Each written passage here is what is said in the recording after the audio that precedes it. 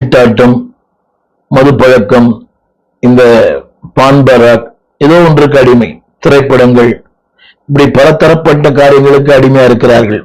இதைத்தான் திருமறை சொல்லுகிறது. அன்பானவர்களே, தேவனை அறியாத மனிதன் எப்படி வேண்டுமானால் வாழலாம், ஆனால் தேவனை அறிந்த மனிதன் இப்படித்தான் வாழ வேண்டும் என்று தேவன் எதிர்பார்க்கிறார்.